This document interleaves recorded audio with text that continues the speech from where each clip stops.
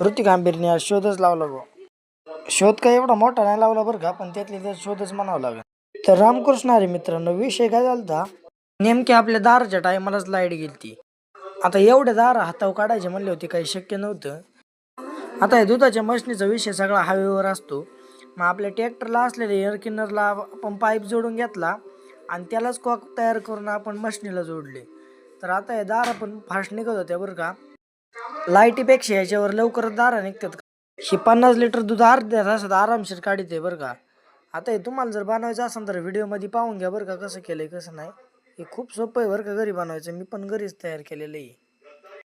आता हे लावलेला शोध अपघाती बरं का मित्रांनो. तर अपघाती माणसांतर तसा अपघाती नाही बरं का. नाहीतर माणसांना अपघात झाल्यावर काही शोध लागतो काय. ह्याच्या मागचं कारण म्हणजे पप्पा एक दिवस घरीच नव्हते ना, मला काही एवढं दार हाताने काढणं काही शक्यच नव्हतं.